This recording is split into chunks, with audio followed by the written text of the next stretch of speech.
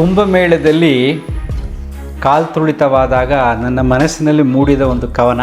ಸತ್ತವರ ಮನೆಗಳಿಗೆ ನೆಮ್ಮದಿ ಇಲ್ಲ. ಪಾಪಗಳನ್ನೆಲ್ಲ ಮಾಡಿ ಅವನು ತುಂಬ ಕಾಯಿಲೆ ಬಂದ್ಬಿಟ್ಟಿದೆ.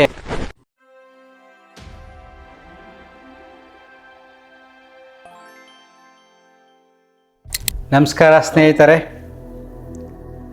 ಕುಂಭಮೇಳದಲ್ಲಿ ಕಾಲ್ತುಳಿತವಾದಾಗ ನನ್ನ ಮನಸ್ಸಿನಲ್ಲಿ ಮೂಡಿದ ಒಂದು ಕವನ. ಈ ಸಂಚಿಕೆಯಲ್ಲಿ ನಿಮಗೊಂದು ಕವನ ಹೇಳ್ತೀನಿ, ಒಂದು ಕಥೆ ಹೇಳ್ತೀನಿ. ತರ್ಕಕ್ಕೆ ನಿಲುಕದ್ದು, ಸಮರ್ಥನೆಗೆ ಸಿಲುಕದ್ದು ಈ ಕುಂಭಮೇಳ. ಕಾಲ್ತುಳಿತ ಮೋಕ್ಷವೋ ಪಾಪವೋ ತಿಳಿಯದಾಗಿದೆ. ನಾನೆಂಬ ಧಾವಂತದಲ್ಲಿ ತುಳಿಯುವ ಹೃದಯದಲ್ಲಿ ಕರುಣೆ ಇಲ್ಲ, ಮಮತೆ ಇಲ್ಲ. ನಾನೆಂಬ ಧಾವಂತದಲ್ಲಿ ತುಳಿಯುವ ಹೃದಯದಲ್ಲಿ ಕರುಣೆ ಇಲ್ಲ, ಮಮತೆ ಇಲ್ಲ. ಜೀವಕ್ಕೆ ಬೆಲೆ ಇಲ್ಲ, ಮೌಢ್ಯಕ್ಕೆ ಕೊನೆ ಇಲ್ಲ. ಸತ್ತವರ ಮನೆಗಳಿಗೆ ನೆಮ್ಮದಿ ಇಲ್ಲ. ದೇವರ ಅವತಾರವೆಂದು ಹಾದಿ ಬೀದಿಯಲ್ಲಿ ಕುಣಿಯುವವರು, ಬೆತ್ತಲಾಗಿ ಬೂದಿ ಬೆಳೆದವರು, ಬೆಂಕಿಯ ಮೇಲೆ ಮಲಗುವವರು ಸತ್ತವರಿಗೆ ಜೀವ ನೀಡಲಿಲ್ಲ. ನೋಡಿ, ದೇವರ ಅವತಾರವೆಂದು ಹಾದಿ ಬೀದಿಯಲ್ಲಿ ಕುಣಿಯುವವರು, ಬೆತ್ತಲಾಗಿ ಬೂದಿ ಬಳೆದವರು, ಬೆಂಕಿಯ ಮೇಲೆ ಮಲಗುವವರು ಸತ್ತವರಿಗೆ ಜೀವ ನೀಡಲಿಲ್ಲ. ಕೊನೆಗೆ ನೋವಿನ ಮಾತ್ರೆಯಷ್ಟು ನೋವು ನಿವಾರಿಸುವ ಶಕ್ತಿ ಇಲ್ಲ. ಆದರೂ ಅವರೇ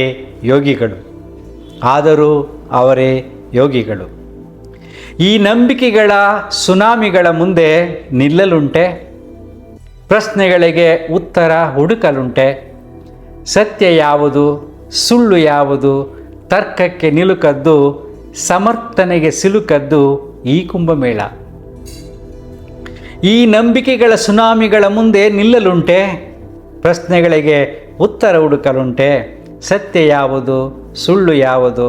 ತರ್ಕಕ್ಕೆ ನಿಲುಕದ್ದು, ಸಮರ್ಥನೆಗೆ ಸಿಲುಕದ್ದು ಈ ಕುಂಭಮೇಳ.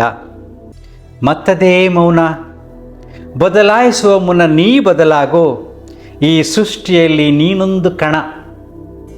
ಅಂತರ್ಮುಖಿ, ಸದಾ ಸುಖಿ.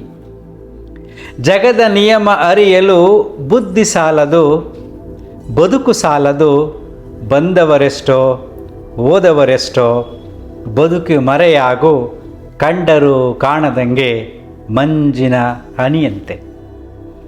ಜಗದ ನಿಯಮ ಅರಿಯಲು ಬುದ್ಧಿ ಸಾಲದು, ಬದುಕು ಸಾಲದು. ಬಂದವರೆಷ್ಟೋ, ಹೋದವರೆಷ್ಟೋ. ಬದುಕಿ ಮರೆಯಾಗು, ಕಂಡರೂ ಕಾಣದಂಗೆ ಮಂಜಿನ ಹನಿಯಂತೆ. ನೋಡಿ, ಈ ಕವನ ಅದು ನೋಡಿದಾಗ ನನ್ನ ಮನಸ್ಸಲ್ಲಿ ಮೂಡಿ ಬಂತು. ಕುಂಭಮೇಳನ ತರ್ಕಬದ್ಧವಾಗಿ ಯೋಚನೆ ಮಾಡೋಕ್ಕಾಗೋದಿಲ್ಲ. ತರ್ಕಕ್ಕೆ ನಿಲುಕದ್ದು, ಸಮರ್ಥನೆಗೆ ಸಿಲುಕದ್ದು ಯಾರೂ ಕೂಡ ಸಮರ್ಥನೆ ಮಾಡೋಕ್ಕಾಗಲ್ಲ. ಇದೇ ಸತ್ಯ ಅಂತ ತರ್ಕನೂ ಮಾಡೋಕ್ಕಾಗಲ್ಲ. ಕಾಲ್ತುಳಿದಲ್ಲಿ ಸತ್ತಾಗ ಸಂತೋಷ ಪಡಬೇಕು, ನಂಬಿಕೆಯ ಪ್ರಕಾರ ಚಿಂತನೆ ಮಾಡಿದಾಗ. ಯಾಕೆಂದರೆ ಮೋಕ್ಷ ಸಿಗುತ್ತಲ್ಲ. ಡೈರೆಕ್ಟಾಗಿ ಶಿವಲೋಕಕ್ಕೆ ಹೋಗ್ತೀವಿ ಅಂತ ಸಂತೋಷ ಪಡಬೇಕೋ, ಅಥವಾ ಪಾಪನೋ ನಾನು ಸತ್ತೋಗ್ಬಿಟ್ಟೆ ಅಂತ ನೋವಾಗುತ್ತಲ್ವ ಫ್ಯಾಮಿಲಿಯರಿಗೆ, ಆ ಸಾಯ್ಬೇಕಾದ್ರೆ ನೋವಾಗುತ್ತಲ್ವ ತುಂಬ. ಅದನ್ನು ಚಿಂತನೆ ಮಾಡ್ಬೇಕು ನಾವು. ಅದು ಪಾಪನೋ ಮೋಕ್ಷನೋ ಗೊತ್ತಿಲ್ವಲ್ಲ. ನಾನೆಂಬ ಧಾವಂತದಲ್ಲಿ ತುಳಿತಾ ಇರ್ತಾರೆ. ನಾನು ಮೊದಲು ಅಂತ ಓಡ್ತಾರೆ. ಓಡುವಾಗ ಆಗಿರ್ತಕ್ಕಂಥ ಘಟನೆಗಳು, ತುಳಿತಕ್ಕೆ ಕೆಲವರು ತಕ್ಷಣ ಬಿದ್ದಾಗ ನಿಂತ್ಕೊಂಡಿದ್ದು ಸಾಕಾಗಿತ್ತು. ಅದು ತುಳಿಬೇಕಾದ್ರೆ ಹೃದಯದಲ್ಲಿ ಕರುಣೆಯೇ ಇಲ್ಲ, ಮಮತೆ ಅಂತೂ ಇಲ್ಲವೇ ಇಲ್ಲ, ಜೀವಕ್ಕೆ ಬೆಲೆ ಇಲ್ಲ. ಈ ಕವನ ಬರೆದಾದ ಮೇಲೆ ನಾನೊಂದು ವಿಡಿಯೋ ನೋಡಿದೆ.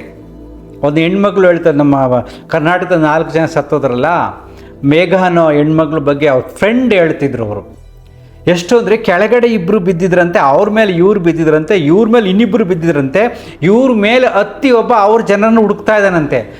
ಈ ಹುಡುಗಿ ಕತ್ತು ಮೇಲೆ ಕಾಲಿಟ್ಟಿದ್ದಾನಂತೆ. ಅವಳು ಹೇಳ್ತಿದ್ದಾಳೆ, ನನ್ನನ್ನು ಕಾಪಾಡಿ ಅಂತ. ಆದರೆ ಕಾಪಾಡೋಕ್ಕೆ ಬರಲೇ ಇಲ್ವಂತ ಅವನು ಬೇರೆಯವ್ರನ್ನೆಲ್ಲ ಹುಡುಕ್ತಾ ಇದ್ರಂತೆ. ಅದು ನಾನು ಆ ವಿಡಿಯೋ ನೋಡಿದೆ.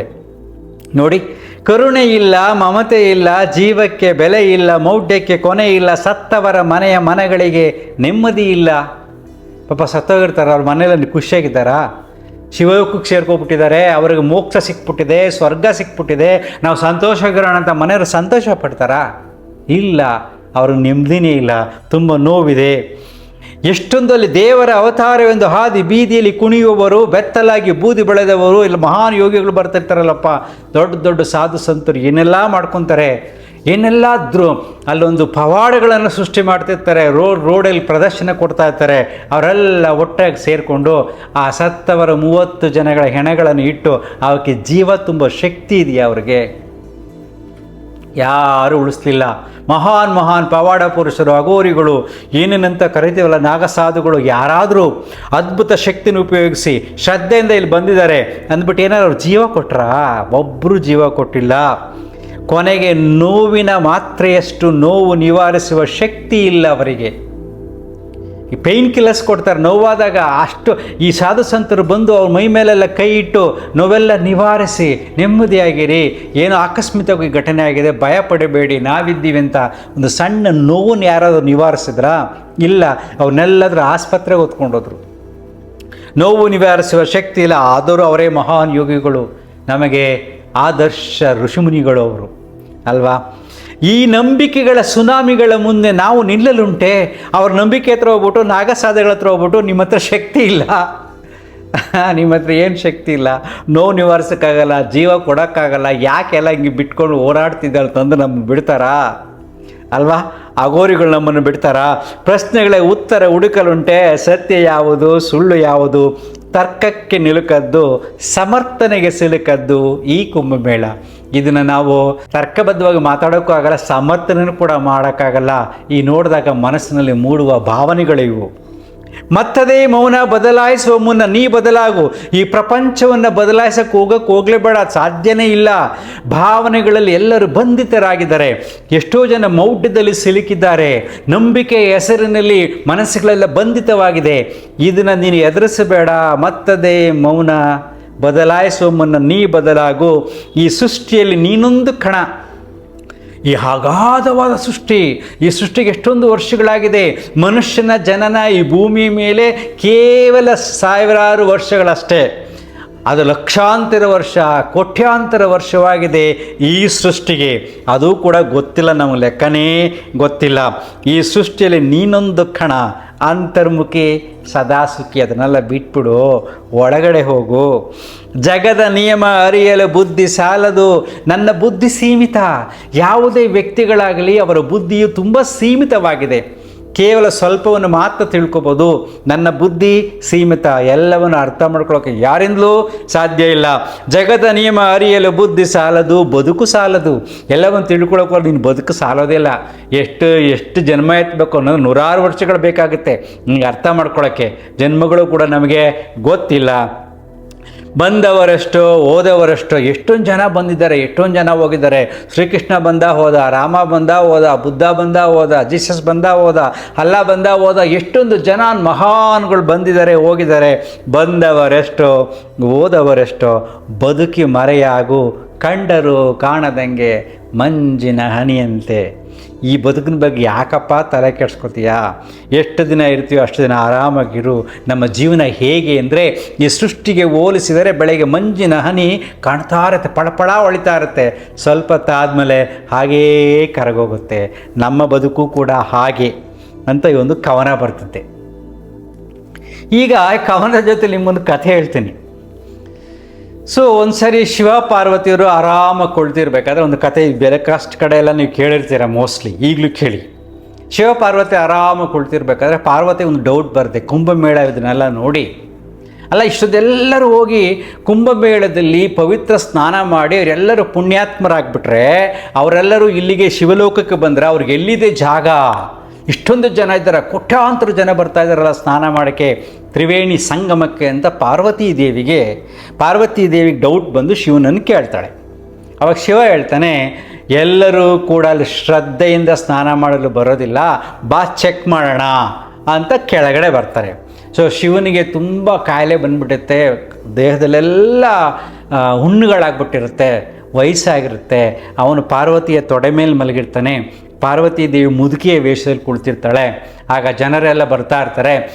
ತ್ರಿವೇಣಿ ಸಂಗಮ ಸ್ನಾನ ಮಾಡೋಕ್ಕೆ ಹೋಗ್ಬೇಕಲ್ಲ, ಆಗ ಅವರೆಲ್ಲ ಕೇಳ್ತಾರೆ, ಯಾಕಮ್ಮ ಹಿಂಗೆ ಕುಳಿತಿದ್ದೆ ಅಂದಾಗ, ನನ್ನ ಗಂಡ ಮಾಡಬಾರ್ದೆಲ್ಲ ಪಾಪಗಳನ್ನೆಲ್ಲ ಮಾಡಿ ಅವನು ತುಂಬ ಕಾಯಿಲೆ ಬಂದುಬಿಟ್ಟಿದೆ, ಇವನಿಗೆಲ್ಲ ಪುಣ್ಯ ಸ್ನಾನ ಮಾಡಿಸಿದ್ರೆ ಆ ಕಾಯಿಲೆ ವಾಸಿ ಆಗುತ್ತೆ ಅಂತ ಹೇಳಿದಾಗ ತುಂಬ ಜನ ಆಯಿತು ನಾವು ಬರ್ತೀವಿ, ಸ್ನಾನ ಮಾಡಿಸ್ತೀವಿ, ಕರ್ಕೊಂಡು ಹೋಗ್ತೀವಿ ಅಂತ ಬಂದಾಗ ಪಾರ್ವತಿ ದೇವಿ ಹೇಳ್ತಾಳೆ, ನೋಡಪ್ಪ ಒಬ್ಬರು ಋಷಿ ಮುನಿಗಳಿಂದ ಇವ್ರಿಗೆ ಶಾಪ ಆಗಿದೆ.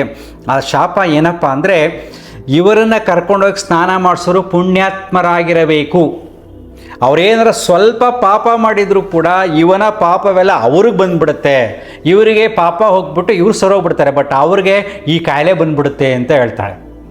ಆಗ ಎಲ್ಲರೂ ಎದುರುಬಿಟ್ಟು ಏನಾಗಿದೆಯೋ ಅಂದ್ಬಿಟ್ಟೆಲ್ಲ ಬಿಟ್ಬಿಟ್ಟು ಹೋಗ್ಬಿಡ್ತಾರೆ. ಹೊರಟೋದಾಗ ಪಾರ್ವತಿ ಹಾಗೇ ಕುಳಿತಿರ್ತಾಳೆ. ಆಗ ಒಬ್ಬ ಗಟ್ಟಿಯಾದ ಬರ್ತಾನೆ, ಅವನು ದರೋಡೆಕೋರ, ಅವನು ಕೊಲೆಗಾರ. ಅವ್ನು ನೋಡಿದ್ರೆ ಗೊತ್ತಾಗತ್ತೆ. ಅವನು ಬಂದು ಕೇಳ್ತಾನೆ, ಯಾಕಮ್ಮ ಈಗ ಕುಳ್ತಿದ್ದೆ ಅಂತ ಕೇಳಿದಾಗ ಅವೆಲ್ಲ ಈ ಕಥೆನೇ ಹೇಳಿದಾಗ, ಆಯಿತು ಒಂದು ನಿಮಿಷ ಇರಿ ಅಂದ್ಬಿಟ್ಟು ಅವನು ಹೋಗಿ ಅಲ್ಲಿ ಸ್ನಾನ ಮಾಡಿ ಆಮೇಲೆ ಬಂದು ಇವನ್ನ ಎತ್ಕೊಂಡು ಹೋಗಿ ಸ್ನಾನ ಮಾಡಿಸಿದಾಗ ಅವನ್ನೆಲ್ಲ ಹೋಗ್ಬಿಡುತ್ತೆ, ಗಾಯಗಳೆಲ್ಲ ವಾಸಿ ಆಗಿಬಿಡುತ್ತೆ.